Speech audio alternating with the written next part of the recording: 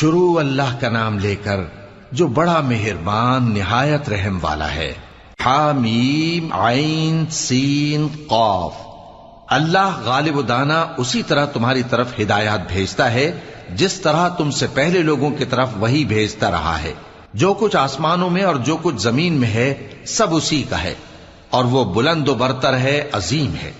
قریب ہے کہ آسمان اوپر سے پھٹ پڑیں اور فرشتے اپنے پروردگار کی تعریف کے ساتھ اس کی تسبیح کرتے رہتے، اور جو لوگ زمین میں ہیں ان کے لیے معافی مانگتے رہتے ہیں۔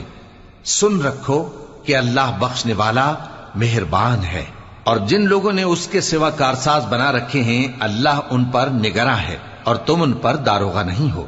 اور اسی طرح ہم نے تمہارے پاس قرآن عربی بھیجا ہے تاکہ تم اس مرکزی شہر یعنی مکے کے رہنے والوں کو اور جو لوگ اس کے ارد گرد رہتے ہیں ان کو خبردار کرو، اور انہیں قیامت کے دن کا بھی جس میں کچھ شک نہیں خوف دلاؤ۔ اس روز ایک فریق بہشت میں جائے گا اور ایک فریق دوزخ میں، اور اگر اللہ چاہتا تو ان کو یعنی تمام انسانوں کو ایک ہی جماعت کر دیتا، لیکن وہ جس کو چاہتا ہے اپنی رحمت میں داخل کر لیتا ہے، اور ظالموں کا نہ کوئی یار ہوگا اور نہ کوئی مددگار۔ کیا انہوں نے اس کے سوا دوسروں کو کارساز بنا لیا ہے؟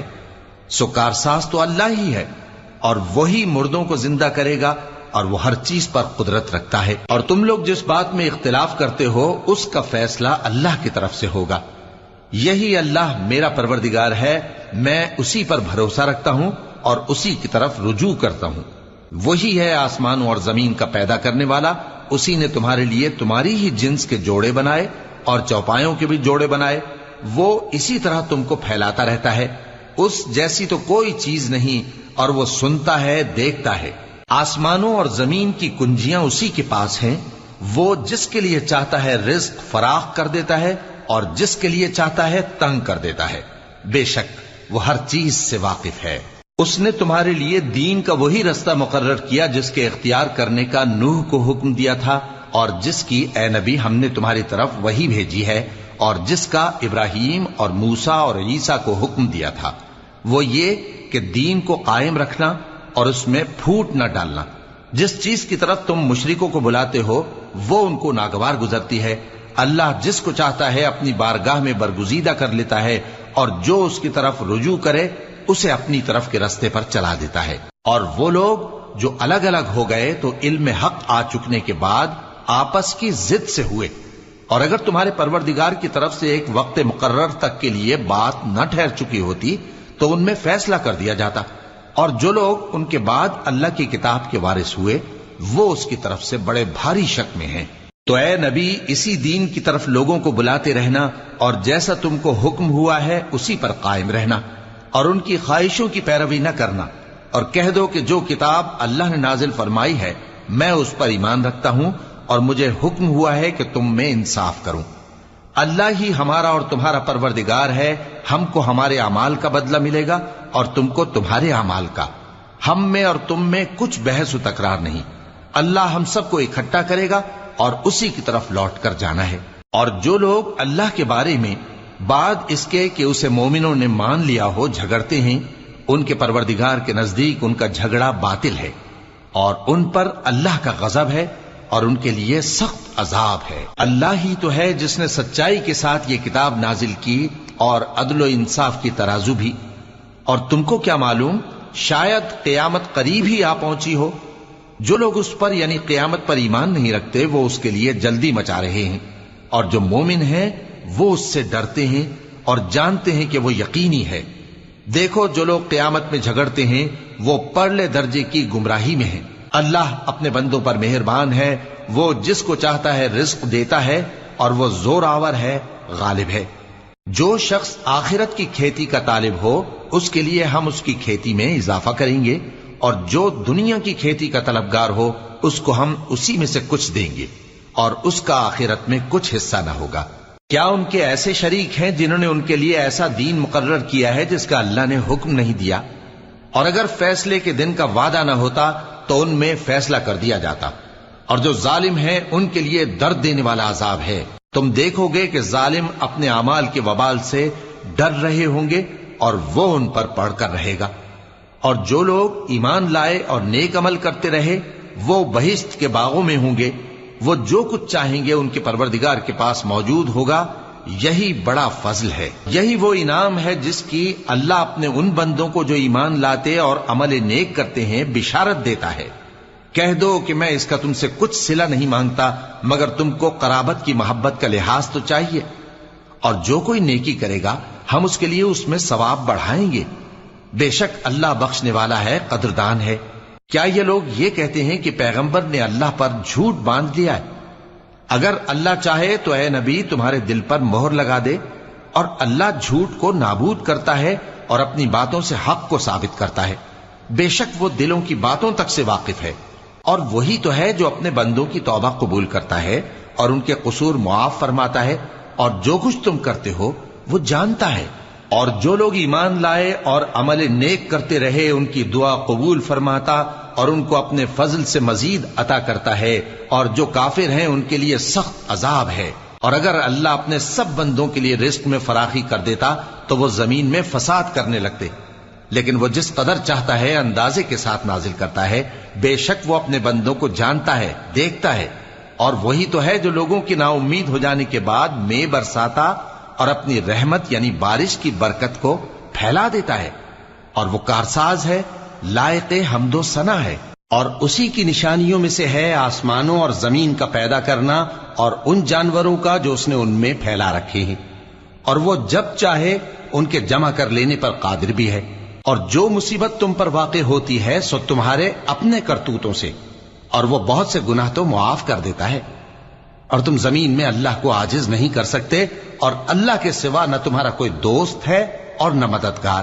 اور اسی کی نشانیوں میں سے سمندر میں چلنے والے جہاز ہیں پہاڑوں جیسے۔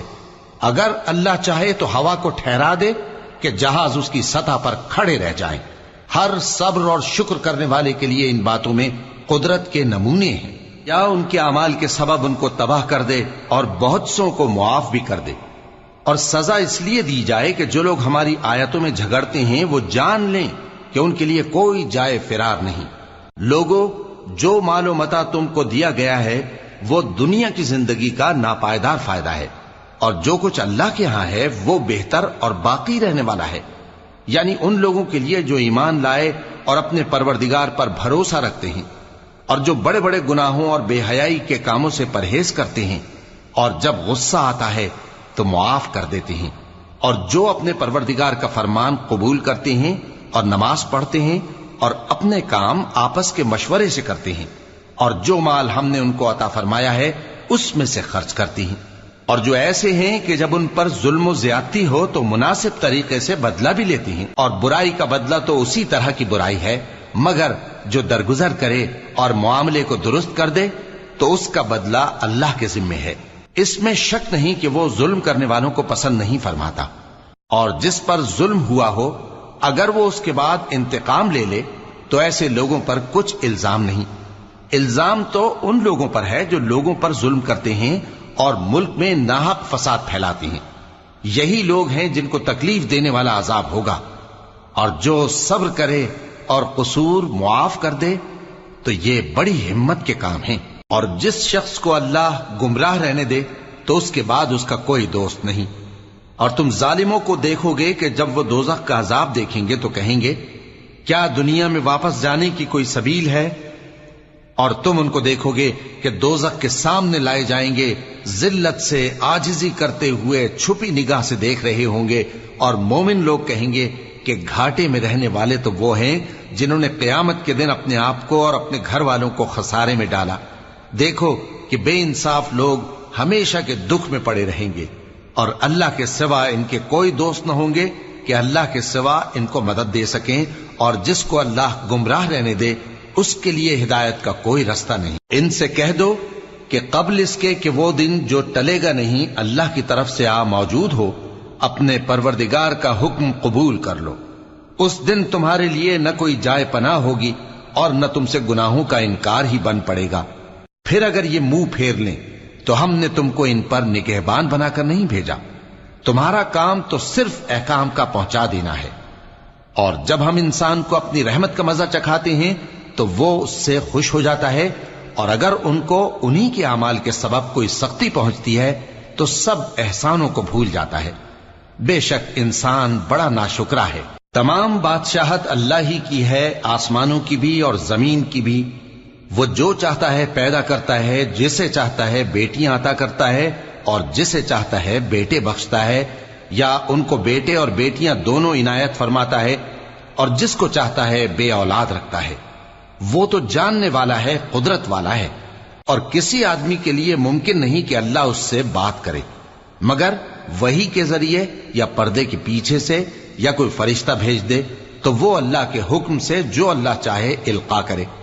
بے شک وہ بلند و برتر ہے، حکمت والا ہے۔ اور اسی طرح ہم نے اپنے حکم سے تمہاری طرف روح القدس کے ذریعے سے قرآن بھیجا ہے۔ تم نہ تو کتاب کو جانتے تھے اور نہ ایمان کو، لیکن ہم نے اس کو نور بنایا ہے کہ اس سے ہم اپنے بندوں میں سے جس کو چاہتے ہیں ہدایت کرتے ہیں۔ اور بے شک اے نبی تم سیدھا رستہ دکھاتے ہو، یعنی اس اللہ کا رستہ جو آسمانوں اور زمین کی سب چیزوں کا مالک ہے۔ دیکھو سب کام اللہ کی طرف رجوع ہوں گے اور وہی ان میں فیصلہ کرے گا۔